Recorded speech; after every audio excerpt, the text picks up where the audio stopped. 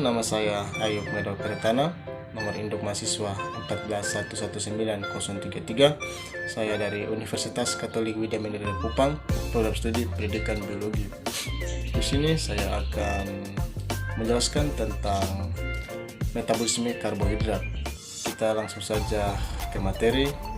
Selamat menyaksikan. Karbohidrat merupakan pusat metabolisme tanaman hijau dan organisme fotosintesis lainnya yang menggunakan energi matahari untuk melakukan sintesis karbohidrat dan CO2 dan H2O. Kemudian karbohidrat mempunyai fungsi biologi penting lainnya. Pati dan glikogen berperan sebagai penyedia sementara glukosa. Karbohidrat lain berfungsi sebagai pelumas sendi kerangka, sebagai perekat di antara sel, dan senyawa pemberi spesifisitas biologi pada permukaan sel menurut Murray K. tahun 2002. Kemudian metabolisme juga merupakan reaksi dalam sel yang dikatabolisis oleh enzim-enzim. Metabolisme bukanlah suatu proses acak, melainkan sangat berintegrasi dan terkoordinasi. Pada faktor makroekologi, komponen yang terlihat adalah yang pertama, kebutuhan energi makhluk hidup yang memberikan respon terhadap internal tubuh seperti kebutuhan glukosa darah untuk siap dipecah menjadi energi. Yang kedua, rasa lapar yang umum muncul pada makhluk hidup. Ini berkaitan dengan rangsangan sekresi HC1 dan enzim pencernaan di lambung untuk segera diisi kembali oleh makanan. Kemudian yang berikut, faktor mikroekologi yang berpengaruh terhadap laju reaksi kimia dalam makhluk hidup adalah yang pertama, peran metabolit hasil reaksi kimia, di mana metabolit ini dapat berperan sebagai faktor penghambat aktivitas enzim yang mengkatalisis reaksi tersebut. Dan yang kedua, keberadaan hormon yang sering menjadi pemicu atau penghambat suatu reaksi.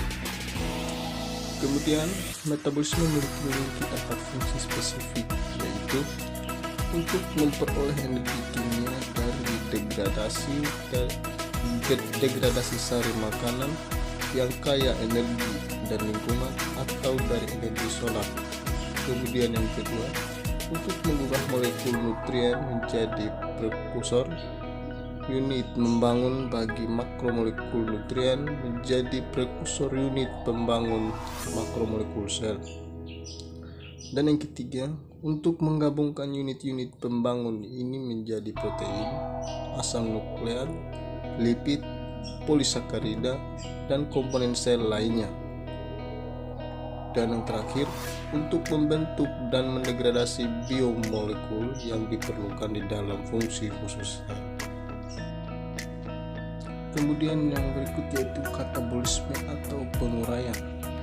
Katabolisme atau penguraian dari masing-masing nutrien untuk menghasilkan energi utama, itu karbohidrat, lipid, dan protein. Terdapat 3 tahap utama katabolisme aerobik. Yang pertama, tahap 1, makromolekul sel dipecahkan menjadi unit-unit pembangun utama. Yang kedua, berbagai produk yang termasuk di dalam tahap 1 dikumpulkan dan diubah menjadi sejumlah yang lebih kecil molekul-molekul yang lebih sederhana. Dan tahap 3, gugusan asetil dari asetil KOA diberikan pada siklus asam sitrat, yaitu lintas aklur yang mengikat unsur yang dilalui oleh nutrien penghasil energi. Kemudian metabolisme juga dibagi dalam 2 bagian, yaitu metabolisme primer, di mana metabolisme primer melibatkan ratusan enzim, tetapi jika dicermati lebih lanjut sebenarnya memiliki lintasan tertentu, umumnya sama dengan pada semua makhluk hidup. Dan yang kedua yaitu metabolisme sekunder, di mana lintasan atau jalur yang terjadi bukan dalam kehidupan tertentu, misalnya mikroba dan tanaman. Kemudian glikolisis dan glukogenesis.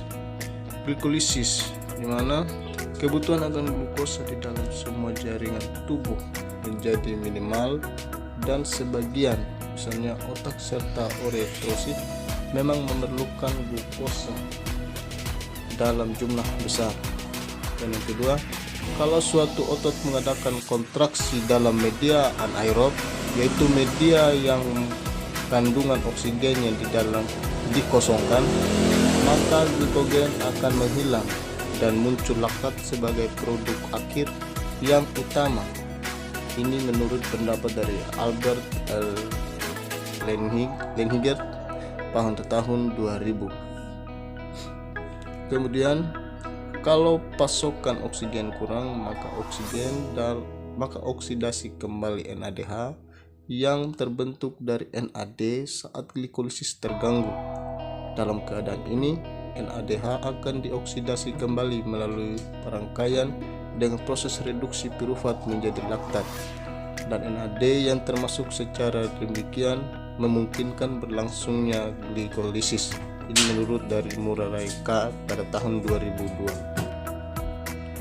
Kemudian yang kedua itu glikolisis aerobik, di mana sebagian besar otot manusia menghasilkan laktat bila bekerja berat, walaupun peredaran darahnya tidak terganggu dan penggunaan oksigen sangat besar. Kemudian serat otot merah yang mengandung banyak mitokondria membentuk sedikit sekali laktat, sedang serat otot putih yang mengandung sedikit mitokondria akan membentuk banyak laktat. Ini menurut pendapat dari Stier L. pada tahun 1996. Kemudian serat putih menggunakan oksigen, dan imbangan antara oksidasi dan glikolisis tergantung pada tenaga yang dikeluarkan. Asal batas ambang anaerobik. Yang pertama, untuk menghasilkan sejumlah ATP yang sama, lebih banyak pirufat harus dibentuk. Bila laktat merupakan hasil akhir dibandingkan bila pirufat dioksidasi menjadi CO2 dan H2O, hal ini merupakan sebab mengapa laktat meningkat dengan cepat setelah batas ambang anaerobik tercapai. Ini menurut Mureka pada tahun 2002. Kemudian yang kedua yaitu keuntungan glikolisis aerobik adalah besarnya energi yang dapat dihasilkan. Glikogen merupakan penimbunan glukosa sebagai cadangan energi bila dibutuhkan oleh tubuh.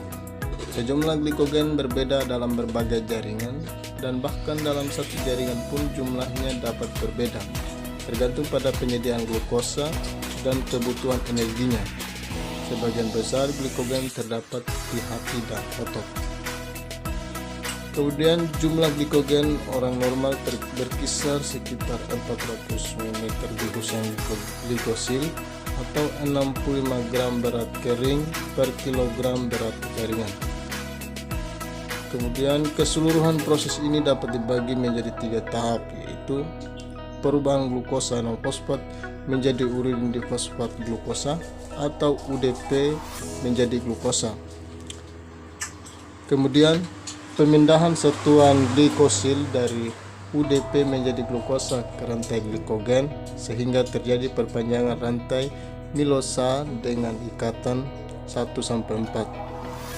Terjadinya percabangan dengan memindahkan sebagian rantai ke gugus hidroksil NG6 rantai di dekatnya. Kemudian gluconeogenesis. Gluconeogenesis merupakan senyawa-senyawa bukan karbon menjadi glukosa atau glikogen. Kemudian gluconeogenesis memenuhi kebutuhan tubuh akan glukosa pada saat karbohidrat tidak tersedia dengan jumlah mencukupi di dalam makanan. Glukosa juga dibutuhkan untuk jaringan adiposa sebagai sumber gliserol dan mungkin mempunyai peranan dalam mempertahankan kadar senyawa-senyawa antara pada siklus asam sitrat di dalam jaringan tubuh. Kemudian, mekanisme gluconeogenesis dipakai untuk membersihkan berbagai produk metabolisme jaringan lainnya dari dalam darah. Dan laktat yang dihasilkan oleh otot serta eritrosit dan gliserol dihasilkan oleh adiposa serta propionat yang merupakan asam glukogenik dari hewan pemamah biak. Dan yang terakhir, sebagian dari laktat yang terbentuk pada kerja yang berat akan dioksidasi dalam jaringan yang lain. Sebagian sisanya akan diubah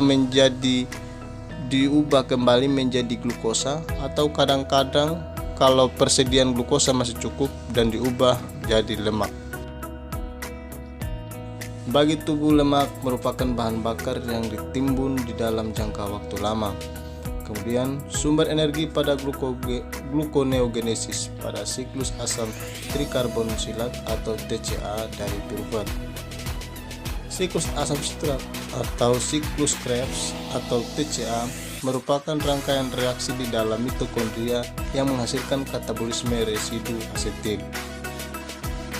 Residu asetil terbentuk asetil CoA atau CH3COS CoA asetil aktif, yaitu senyawa ester dari kokoenzim A. Fungsi utama siklus asam sitrat adalah bekerja sebagai lintasan akhir bersama untuk oksidasi karbohidrat. Baik, mungkin yang dapat saya jelaskan dari materi tentang metabolisme karbohidrat. Semoga dapat bermanfaat bagi kita semua.